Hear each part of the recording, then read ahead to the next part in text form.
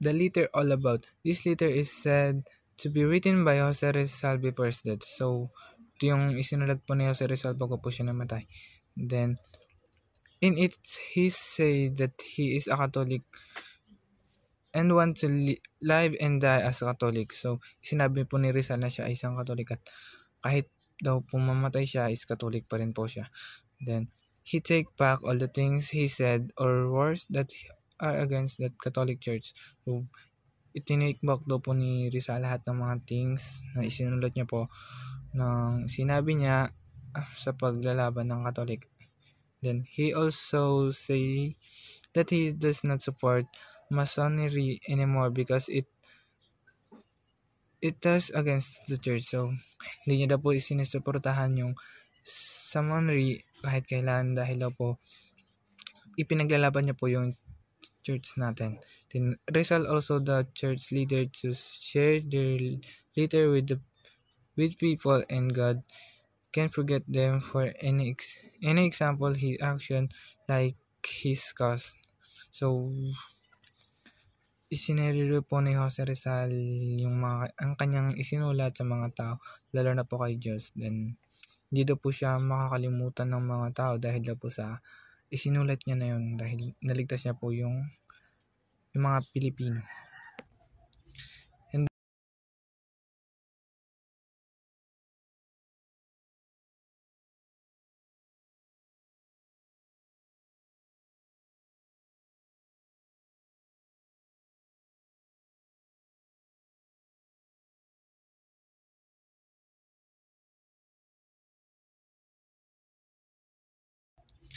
and then, meron po tayong 4 different version Rizal retraction that had surfaced. Okay po. The first is the first version of the text was published in La Voz Española and Diario de Manila on the very day or Rizal execution in December 30, 1896. Then, number 2, the second army form anom- Anonymous written when revealed himself year later as Father Balagord. It appeared in Barcelona, Spain on February 14, 1897, in the fortnightly magazine in La Juventud.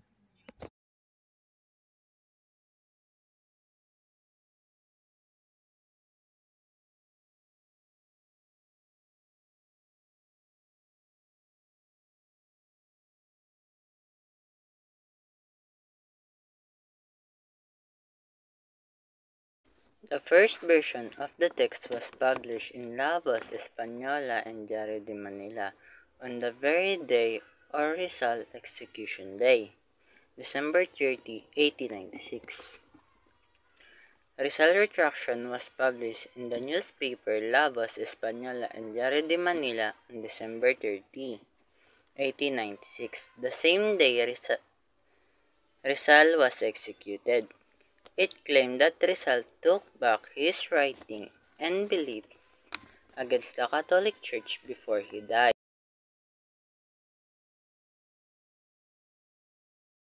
The second aim from anonymous writer who revealed himself years later as Father Balaguer.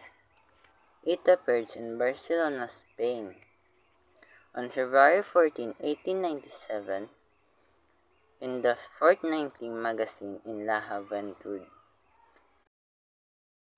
The second aim from anonymous writer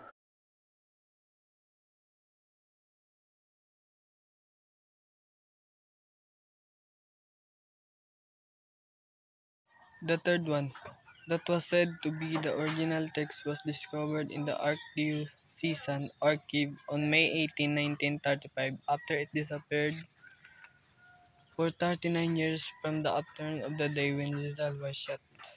Sinasabi dito na original na sulat kamay ni Rizal.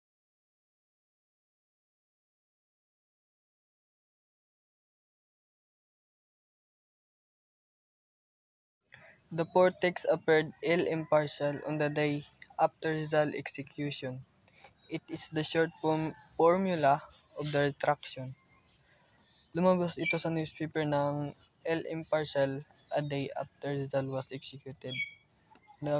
Napakaikling retraction ito na nagsasabing binawi ni Rizal ang kanyang pag-atake sa Catholic Church dahil napakaikli nito at kulang sa detalye. Maraming taong hindi naging sigurado kung isinulat ba ito ni Rizal o hindi. The Portex appeared ill-impartial on the day after Rizal's execution. It is Three reasons for retraction.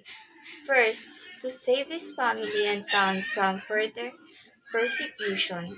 Second, to give Josephine a legal status as his wife. Third, to secure reform from the Spanish government.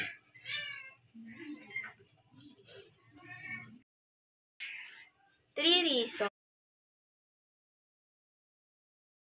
Rizal wanted to protect his family in town so they not should be punished or hurt because of this. So, Rizal tried to avoid directly involving his family. Rizal wanted to protect his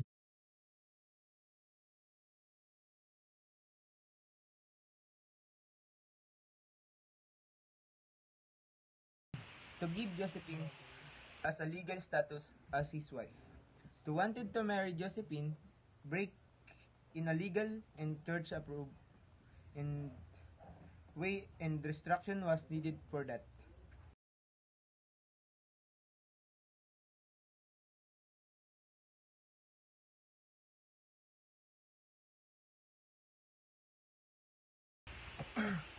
To give Josephine a legal status as his wife.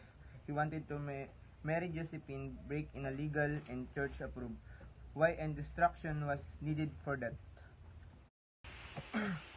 To give